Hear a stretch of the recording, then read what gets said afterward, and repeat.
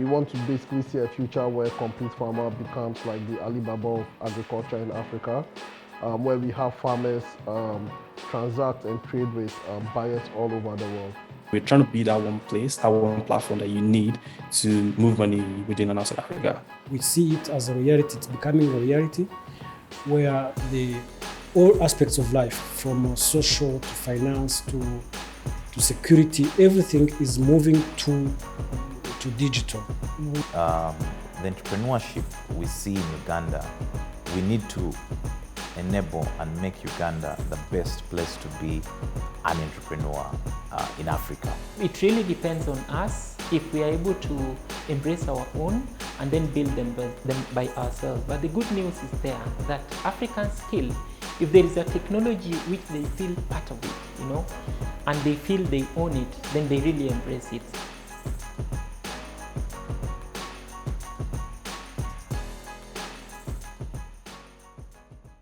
And also the skills that you have in terms of that will help you run your business, blah, blah, blah. We'll do another one. Okay. Say again. It's we. Yeah. I don't know. So my name is Alphonse Juma. I graduated from Moi University in 2010. So I started Oracom Group. By then I had a dream of doing 10 companies, but I've ended up giving back to 11 of them. MyBigOrder, which is one of the companies under the group Oracom, is my brand number 7. Yeah, and it's been now 3 years since it started. Well, MyBigOrder is an online shop. It's an e-commerce platform. And the dream started in 2015 during the GES when the then President Obama was here, and he encouraged us young entrepreneurs to come up with solutions that would change the common man, or that would solve problems at the village level actually. Yeah, so I came up with the idea to do an online shop. And currently the platform is divided into 3. One, we have the e-commerce part of it, which basically runs online, and that's on the website www.mybigorder.com and the mobile app. Then we also have a supermarket actually, because when we started the e-commerce one, the fast moving consumer goods, you are not able to get them directly from the brands. So we decided to start the e-commerce because they wanted us to buy in bulk. So with that, we are now able to have the products delivered at the supermarket, and then now we break the bulk from there and now deliver small things like sugar, salt, unga to the families. And so far it's 2 years with that particular department, and it's been very successful.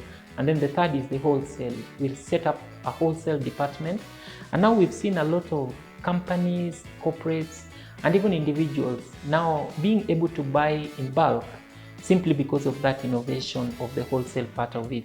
The competition for our product is a lot. What makes our product very unique is we've brought in a concept of county marketplaces. When you look at e-commerce or online shopping, they are mostly concentrated on the capital cities. So let's say here in Nairobi, so it would be much easier for somebody to buy because the vendors are there, the delivery guys are there, and the systems, the logistics are all there. So what makes our platform a little bit unique is that we've adopted what we call county marketplaces, where each of the 47 counties now have a marketplace. And we are now looking at ways in which we are able to have this even in other countries, because we've already done a mapping for them. It takes culture to set up a company like that, because when you look at these tech companies, they have one thing in common. They are based on a very rapid ideology, or the idea that is behind it, that is brought out by the founder. There are many tech companies that come up and then they don't end up scaling up, or they don't end up going up simply because of that culture. So I believe that's very important. And then the other thing also is timing, the time at which your company is going to the market. And I think for majority of the businesses, this period of COVID has opened up things and has made everyone think online is possible. you got to be actioning all the time. That is just turning all the ideas into activities or into things that would bring profit in the company. And that's also important. Myself, what I do is I always have different design thinking sessions. So in those sessions, everyone else is actioning, like we are picking all everything that is theory, putting them into practicals. So with awareness in the tech industry is very important for you because you need to be aware of what happens in your environment, either government influences or external influences or things within the company, things to do with staff, managing people, managing resources within the company. You got to be really, really aware of that so that you can be able to influence another person. Gratitude, very important, because many a times you're going to work with many people and you got to appreciate them. When I feel appreciated, I feel like I'm motivated to work and I'm motivated to help you achieve the mission and the vision. Paying it forward means helping someone to move ahead, or passing the baton, or empowering someone else to be able to achieve. So that concept is very important for you as an entrepreneur and also as a business person, because when you do that, it means you influence more people in the journey of entrepreneurship. And there is where many entrepreneurs fail, because at times we want to keep everything amongst ourselves. The thing is, we need to always think about what's next. How do we push it ahead? How do we innovate more? And how do we change more lives? Now, my plan going forward is to see a way in which I'm able to use technology to influence more people past this. So what I want to do is to build a social media platform. That's what my dream is. And this social media platform is going to be used for leadership and mentorship, because I'm not the only mentor always. But if I'm able to collect even other fellow mentors and they already have a platform where I don't really need to connect with people all the time, I can simply even browse through what they post on Facebook and identify this is somebody who needs help, or this is somebody who needs someone to carry their hands.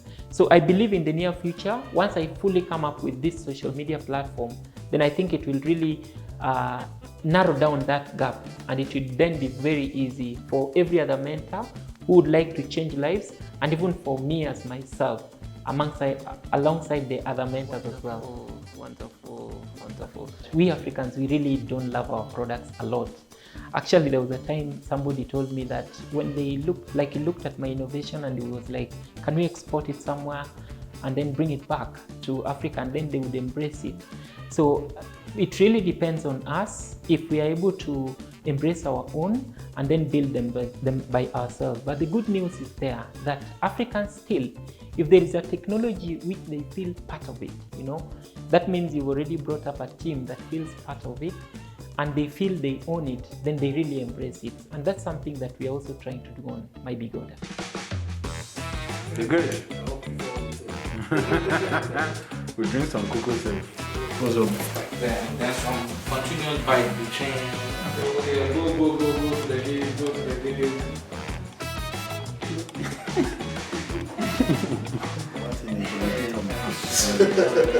It will be the mantra of the interview. 3, 2, 1, and action. I don't even know where to start from.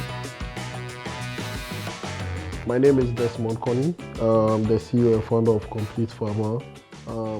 I'm professionally a mechanical engineer. Got into the problem of solving agriculture after my dad passed away. And I think Complete Farmer started with how do we build farms like they were factories. For me, there's been a lot of personal development since we started. I think when people think of starting businesses, you really do not know what's ahead. It's really jumping off the cliff. So I think the way Complete Farmer all started was from my dad's farm. My dad was a smallholder farmer. And growing up, I saw his farm transform from a very small farm to a commercial farm the time I finished my university education. And I think farm work teaches you a lot about leadership. And I think that's where I learned a lot of lessons. Because I think on the farm, I saw my dad work with other casual laborers, but there was a lot of respect working with them. Because farm work is hard. And so there is a lot of recognition that's given for every effort from every member of the team when you're on the farm. And I think being that farm guy, I've been able to pick up some leadership lessons in the way I lead. I think one of the things I've seen that works very well, especially with the youth in Ghana, is to emphasize on training. So I'm more like I'm a headmaster here, or I like to lead more like a big brother, because I also want people to improve. I think Complete Farmer wants to make a statement that young people in Africa or in Ghana are also capable. I think the lessons that I picked up from the farm, knowing how collaboration works on the farm, knowing how to even incentivize people to do work, from studying my dad and how he built his farm. But then I read a lot as well. So I've had a lot of like leadership, or let me say mentors from the book I read. So people like Damon John from Fugu, people like Jeff Bezos. I read a lot about Amazon because I really like the marketplace concept. So I get a lot of useful insights and how to lead and how to build, especially because I think there's a difference between leading and also building as well. So you could be leading and nothing gets built. What we are trying to do is to come up with the data that will help everyone. If you want to grow carrots for a pharmaceutical company, how do you grow the carrots? The pharmaceutical company wants beta carotene. You are growing tomatoes for a diabetic patient. How should that tomato look like? There is no standardized approach, and that's why we have invested in a lot in research. One of the ways we want to position ourselves is to build the infrastructure. Right now, when it comes to agriculture in Africa, a lot of people say, oh, there's no infrastructure, but what we see is there's no data. So you need the data first to build the infrastructure. And so what we are doing currently now is collecting a lot of data from the production, the supply chain. And then after that, we go to the next phase where we use that data to then build the necessary infrastructure to be more resilient in terms of food production. We are investing a lot into research. We are doing our own research fields, building our own irrigation systems. These are not irrigation systems that you can buy from the shop. So what we are doing is changing the face of agriculture in the world using disruptive technologies. We are changing the agricultural sector in Ghana. I believe not only in Ghana, but in the world as a whole. This is because we are eliminating the middleman factor, and we are feeding the world, and we are making sure that every single individual is involved. The only thing you need is your smartphone and the desire to farm and the desire to feed someone, because we have a lot of issues with hunger, and Complete Farmer aims to solve that. So yeah, I think the most exciting thing right now is the clarity that we've gotten as a team and as a company. We've been able to navigate through the COVID period. We've had some pivots in our business model. We've also been able to validate a lot of hypotheses from our customers, buyers, from investors as well. So that gives us a lot of confidence to scale our model across the rest of Africa, and that's really what excites me. We want to basically see a future where Complete Farmer becomes like the Alibaba of agriculture in Africa, where we have farmers transact and trade with buyers all over the world.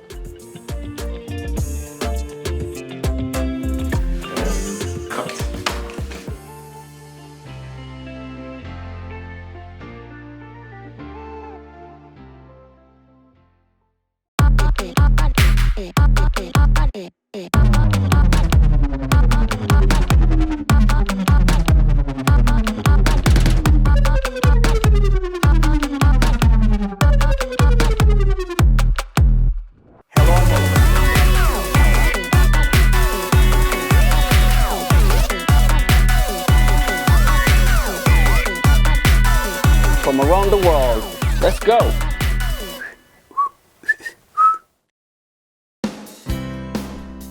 Health, wellness, sport, beauty, medical breakthroughs. Healthy Living cares about your well-being. What are the main health concerns in Africa and around the world? Find out the latest on coronavirus, connect with our experts and ask them questions. How long does the virus stay? Join me, Linor Mudu, in Washington every week on Healthy Living, right here on VOA.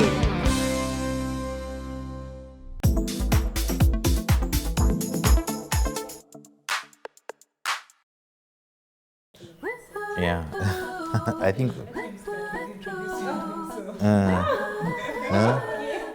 So my name is Sike Japheth. I lead the team at Innovation Village, which is a destination for entrepreneurs who are building solutions with technology to solve problems we have as communities and businesses. I think our vision is really clear. The entrepreneurship we see in Uganda, we need to enable and make Uganda the best place to be an entrepreneur in Africa.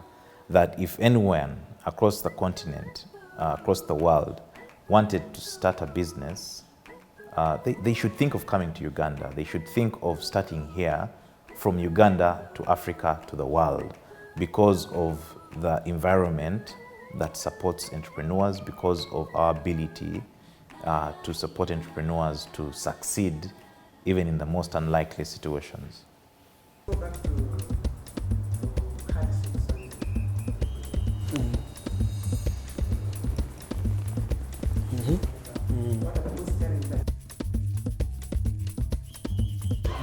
Well, obviously this is a journey which started many years back. We found this company 15 years ago. This new convergence of new technologies, from telecom to finance to Internet of Things to machine learning, all those stuff didn't exist by that time. But today, this is becoming the reality and the new way of life. When I see what is happening here, it's a normal evolution of things. When you see how things started with the invention and the vulgarization of the internet in early 2002, in the early 2000s and late 90s. So I saw that by that time I had that conviction that the new way of doing that business, the new way of socializing with people will move more from offline to online. And when what I see today compared to what I've been thinking about 20 years back, 20 years ago, for me it's normal, and even bigger things will happen in next decades. We were in the core of this transformation. We offered those kind of services. We integrated, for instance, mobile network operators' wallets, what you call mobile money, and bank accounts from the core banking we sell. We were on that particular part, we were positively impacted by the adoption of this new way of consuming financial services, because we are the people behind those transformation and those technology. The same way the entrepreneur believes in the project, in the startup, all employees need to believe in that it's possible.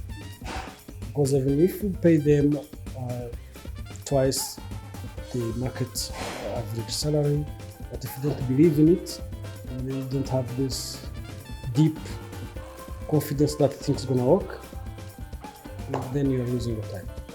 Once again, if you go in a bigger bank in the IT industry, you're gonna see database specialists, web application specialists, and system administrators, and network specialists, whatever. So you're gonna see, like in the department, you will see 5-10 different specialties, and everyone can be focused on one thing. So in a startup, in small businesses, employees need to be to touch on everything. Of course, when you grow, you need that specialization, but at the beginning, it's very key to have people who can adapt themselves. We are playing in a niche market. Our customers are mostly financial service providers, especially those small financial service providers. According to the central bank, we have of the biggest. So we think we serve almost between 40 and 50% of the market, and we lead the market. No one of our competitors has much more references than ourselves. So we are in the leading position with the 40% of the market share in that particular niche. I'm not saying in the IT industry in general, no, in that particular small niche of financial service providers. Then of course, when I drive my car, the front glass is bigger than the side mirror, so I don't pay much attention on what happened back, but I focus much more on what's coming ahead. Yes, for me, the definition of being resilient is to find a solution to whatever challenge you may face. That when you face any challenge, you don't sit down. You just find a solution out of a solution to fix the problem, and probably take advantage of the challenge or the problem to move even faster and further. So I think being resilient is something which is part of my own DNA. In my own life, I faced many challenges, including losing all my family at a very young age, and going to school without any support, and so things like that, creating your own company. So for me, and also I think also for my colleagues, this was not the biggest challenge we faced. We knew worse scenarios. We've been through much harder situations, including the genocide we lived in Rwanda 28 years ago. So nothing can be worse than that. When you have this mindset that nothing can be worse than that, then whatever challenge comes to you, you see it, it's just another one, but we'll overcome it, whatever will happen.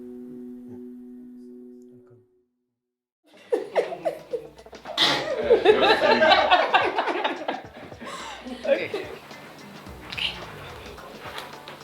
serious now. Hi guys, my name is Rwanda. And my name is Thelma. We work at PayDay. Okay, I missed that part, sorry. Again. I was getting outside.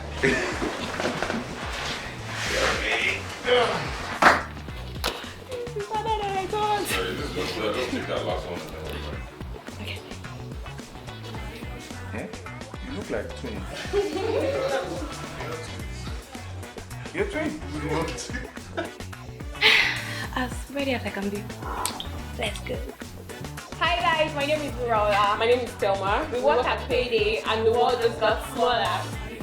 PayDay is a platform that enables Africans to send and receive money globally. So what we do is we pretty much let just about anyone send money and receive money into Africa in a few seconds. We also let people shop online with their MasterCards. So you can now pay for Spotify, Netflix, everything you pretty much use every month using our platform. First thing we started doing was simplifying how the app works, pretty much how the experience as a whole. So PayDay is such that you could just sign up right now and you already know what to do. It's so easy to use. Just sign up, verify your account, and then start moving money. So the first thing we do is simplify the platform and the experience. Second thing we do is we have the best exchange rates out there. Also, the speed and guarantee that your money is going to get to your destination is guaranteed. Like, I can wake up now and say, okay, I'm running from Lagos to Kenya, and I'm pretty sure that in the next 5-10 seconds, the money is going to get to Kenya. Due to the pandemic, most companies are now remote. Talents in Africa now work in companies all over the world. In America, the pandemic have allowed African talents to explore other alternatives of getting employment. PayDay have came in to help these employees to get their money from their global companies, make it easier for them to receive payment for the services they are rendering. So we have this amazing feature, the Pro feature, where you can create an international bank account right there on the app. You can create an American bank account, the routing number right there on the PayDay app. Also, you can receive money from your employers, perform and carry out different online transactions. To be honest, I don't think the business can fail. I think the question should be more like, what do Africans stand to lose? Because we've been out for only 3 months and we've done a lot of traction. We're up to at least 9,000 users. We've processed at least $3 million in 3 months. And we're providing services that no one else is really doing at the pace that we're doing it. So, yeah, I don't think we're going to lose anything. So first of all, we've oversimplified how you move money, and also we've pretty much eliminated a lot of fees you get to pay when you're using other platforms. So PayDay is like so easy and so pretty much affordable for just about anyone. If you're trying to move $10, it's pretty much very cheap for you to use. If you're trying to move $1,000, still affordable. Also, we also have a lot of local integrations. Let's say you live in Kenya, we pay in your local currency that you're already used to. You don't need to go make an account or in the bank or USD account to receive money from employers. You can pretty much use PayDay to get all your money in one place in a few seconds. That's pretty much how we're changing how money is being moved or how it's being received in Africa. We have from students to entrepreneurs to freelancers to business owners and all of that. So I think our target is everyone. We're looking at everyone to be. I mean, there's been a lot of fintech companies over the past few months, but I think PayDay coming in will really try to change everything, from virtual cards that allows you to shop on any platform to being able to create American and Nigerian bank accounts with just a click of a button. So I think with the pace that we're going as well, we are rolling out features with the speed of light. We're live in at least 10 plus African countries, and we are bringing more in the coming weeks. Make it very simple. You can send money to your grandmother. Basically, I have almost no knowledge of internet banking or e-banking, and she will get it on her phone using the PayDay app. All you have to do is send the money to your family and friends in that country using the app, and you'll get it easily with little or no stress. Also, it helps students and other talents pay their bills abroad. Let's say I want to pay my tuition in university in America or something like that. I can easily do that without having a delay, or my payment will be made instantly, my bills cleared instantly. So this is pretty affordable.